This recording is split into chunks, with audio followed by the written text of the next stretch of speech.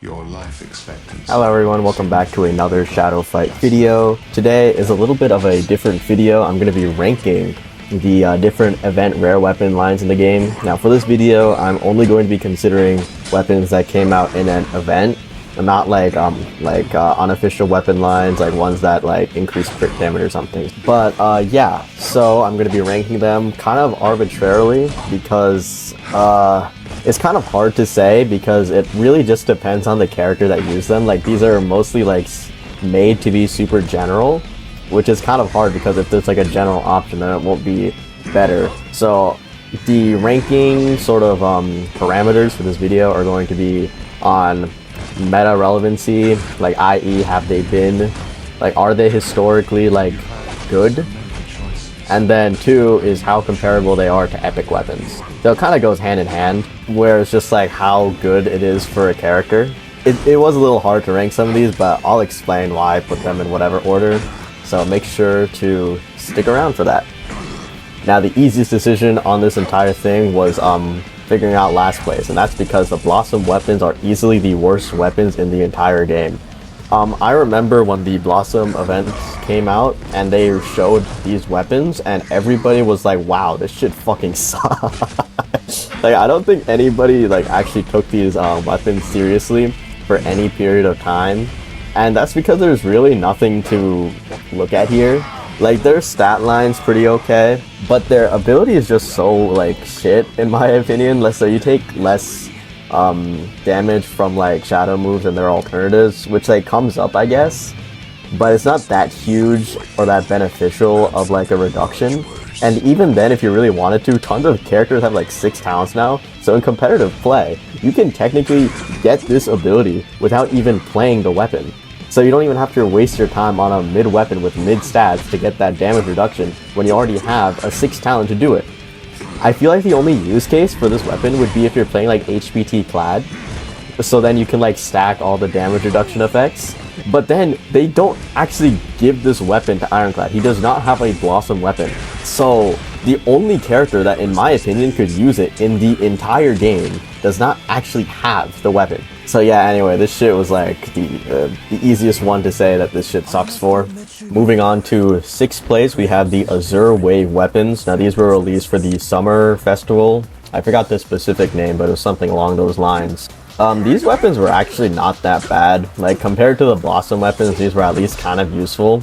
So these give a straight 10% buff to shadow damage, which is pretty cool. These were actually pretty useful. Now in their first run, they weren't that good, because obviously the weapon ability isn't all that. The only character that it was really good on was King of the Legion, because back then Sovereignty was really busted. So getting like a solid chunk of your shadow energy already to start off the round meant that you had to sacrifice less HP, which did positively affect the game. Also buffed his shadow damage by 10%, which was really good for shadow combos. So for him, there was a time where Azure Wave was like the best weapon to use, and it was an amazing weapon that made him way too powerful. But modern day, obviously, Sovereignty became weaker, and the only use case for that kind of disappeared, and subsequently the only use case for the weapon also kind of disappeared. They did, however, give some characters a new wave, so to say, of weapons, and in this there were actually some pretty standout examples of heroes that were pretty good. Yunlin was like okay. Zhu actually did have a pretty good time with this weapon, I think. Like you can do some really funny tactics in 3v3 where like you can like you can end a round with like 85% rage, and then in the next round you just instantly enter rage in a scenario where you'll just guaranteed a combo, which is really cool. With E2 you can combo it with one of his talents to just get a full shadow bar. So there is some use cases for Azure Wave, but in my opinion it's just not that great of a weapon line, because in the 2 previous examples I said, ironically enough, those 2 are just not that great. Even then, like for Zhu it's kind of okay, but it's kind of gimmicky.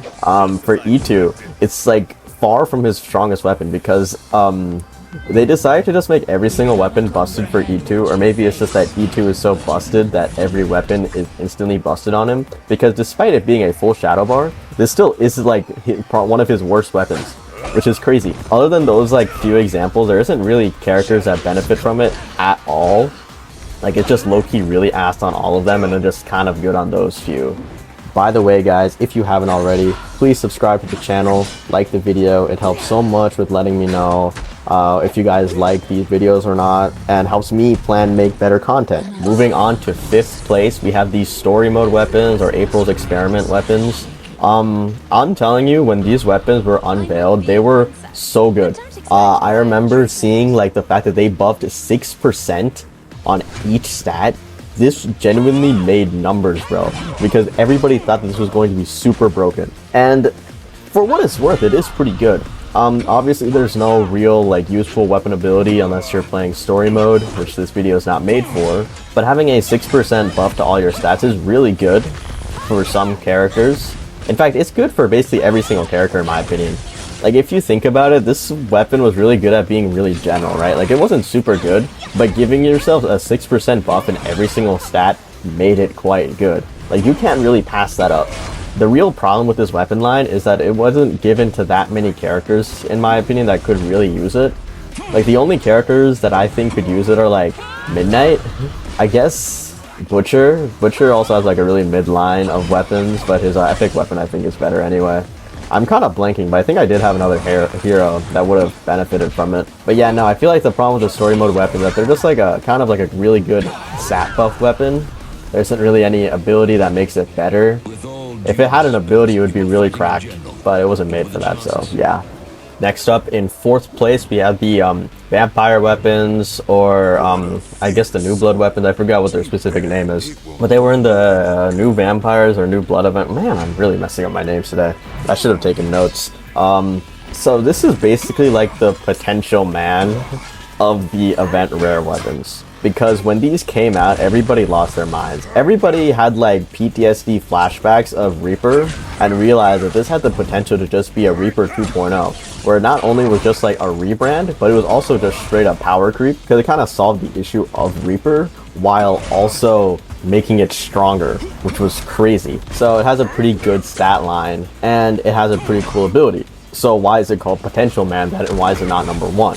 The issue is that I guess that Neki saw this and they realized that they should not be printing out these weapons for free. So they put 2 huge limits on this weapon that made it terrible, or at least much worse than what we thought it would be. So first off, the healing factor for some heroes are absolute dog water. We expected it to be a little higher, especially with like at the time there was like a crazy like healing meta in the game. So we were expecting this to be really high as well, but it turned out to be like pretty shit. Like at best you would be like competing with like barely higher than what the Reaper heal already did in most cases. And then number 2, they did this really annoying thing where there is a timer on how long your attacks heal.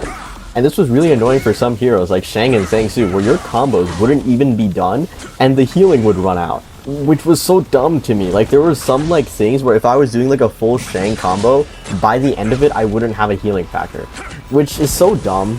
Like really dumb. Like I feel like that what they should have done is that if they made it so that it lasts the entire shadow form with healing, and then there's like a short time after the shadow form that it heals you, I think that would make these weapons really good. I was really disappointed with these weapons. Like I was trying to hype it up too. Like I was really trying to gas this up when it first came out, but then I realized that this shit was low-key mid. Yeah, this is the potential man of the event weapon line. I hate to say it. Moving on to the top 3. First we have the most recent of the weapons that they've released. This is going to be the Cobra rares. Now the Cobra rares are kind of strange in the fact that they were, I think as of right now, they're like the smallest line. Like I think that they have like this like the least amount of weapons in the line. But the Cobra weapons are actually pretty good and are honestly kind of underrated. I think that the most meta relevancy that they had was obviously with Raichi, because like if you got all your clips where Raichi would deal like 2,500 damage with like 1 attack. But these weapons are unironically for some heroes kind of good. Like for Butcher, many people have said that it is his best weapon because he deals a shit ton of damage on 1 attack and you don't have to rely on hitting more strings because they're just straight up not confirmed. It's also comparable for Raichi. Like Raichi is rare and is epic. They aren't too far apart in power difference, I'd say. Like you can definitely do a lot of broken stuff with his rare weapon still, even though his epic weapon's like a little bit better, or even like fair bit better, I would say. But yeah, no, these weapons are pretty good. I would just like it if they were given to more characters. Like I feel like there are some characters that would really benefit from this weapon, but they've just kept it to such a small sect that it's kind of sad. There's also like some other strategies, I think, like with using like Yuka, where you can like you can like combo it and like only play with kicks for a short amount of time to combo into guillotine, and then that does a shitload of damage. I think it does pretty good with Widow too, but then it got like outdone by her epic weapon. I don't know, this is like fucking C tier discussion, but I think that's a pretty respectable weapon, at least better than the other ones where there was like a clear, okay, you should never use this unless you don't have a better weapon. There's definitely now use cases for the Cobra weapon where they are better than their respective weapons and are competitively viable. So yeah, that's why it deserves 3rd place. Now moving on to 2nd, we have the Reaper weapons. Now these were the first line of weapons released. And when I tell you these had the biggest glow up ever, I mean it. Because when these were first released, nobody took this shit seriously. Like, I am telling you, when I saw these Reaper weapons for the first time, I did not give a shit. Like, these were regarded by everybody as just like absolute premium trash. And it wasn't until like 1 or 2 years later when somebody discovered that you can put Reaper on E2 and he becomes the most busted fucking character in the game that people start to take these Reaper weapons more seriously. Because as it turns out, quite a lot of characters can get Shadow Form kinda quickly, or there's some characters where they're just really shittily translated the effect to make it universal for God knows what reason, like Helga and Yunlin, where instead of having it every single time they enter Shadow Form, it's every single time they use their ability, which is completely stupid. Like, everybody slept on that. Like, if somebody paid attention to that, we would have had a fucking crisis. Like, healing every single time you get a Shining Dash was like a thing that I saw one player do. And I was just thinking to myself, if Helga was anywhere stronger, this would be a fucking problem. Shang also had his fun with this weapon where he would, like, once upon a time, he would be dealing like 900. But what you'll realize is that all of this I am talking about in a past tense. Because not only did we as players realize that Reapers were kind of busted, the Neki devs also realized that these were low-key busted. So quite a while back, they ghost nerfed a lot of these weapons from like a 5% healing factor to like a 3 or even sometimes a 1.7%, which made these kind of doo-doo. Like, the thing is that they're still good, it's just that they're mid, which really sucks. Like, once upon a time, these used to be really cool to play around with, but yeah, I guess that it would have been broken. Like, if they were not ghost nerfed, I think that these would be number 1. The reason why I still have Reaper weapons up this high is because I genuinely do think that if you don't have better epic weapons for some of these characters, it's still good. For Shang, E2, Helga, Yunlin, even Ju to some degree, I feel like that these weapons are still pretty good to use. Obviously not better than their epic weapons or other weapons, but if you don't have a lot of options, it is definitely a really good choice to make. And moving on to the best event rare in the game, it's going to have to go to the star weapons. Now, star weapons are very strange because they're both really lazy and really unique. In all senses, it's basically just a big fucking damage buff. Like, it just gives you a 15% damage buff, and then it gives you -5 defense. Like, that's pretty cool. And then the weapon ability is that if you're 20% lower than your opponent, you get a damage buff, an additional damage buff.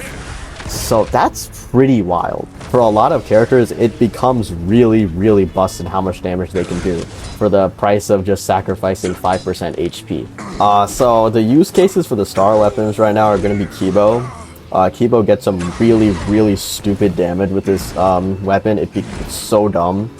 Like, she's doing like 1k damage on one attack. Not even on, don't even bring up basic attack, which is 2. Just on one attack, she's doing that much damage. Like, it's genuinely busted. You have E2, every weapon's busted on him. We talked about this. King of the Legion. It's also really good on him because he can just heal to offset the HP loss, and he gets a really high physical boost. Like, he was not balanced around having that high of damage. I mean, obviously it's still not his best weapon, but yeah, no, star weapons are one of the only weapons in the game, like rare weapons, that I would genuinely consider and play over their epic weapon counterparts. And even just being in the realm of having to be debated against those weapons already puts these at a much higher tier, which is why, in my opinion, they are the best they are the best rare weapons, rare event weapons in the game. Now, feel free to discuss about this and refute my takes in the comments. A lot of this is kind of relative and depends on how you look at it. I try to do it, I try to rank these the best that I could. So yeah, that's all for today. Thank you guys for watching until the end. If you did enjoy this video, make sure to like and subscribe. It helps the channel so much. You know, I've been noticing a huge growth in my subscribers as of late, and I cannot be more thankful that people are appreciating my content. Hit that subscribe button. Have a good day or night, and I'll see you guys in the next one.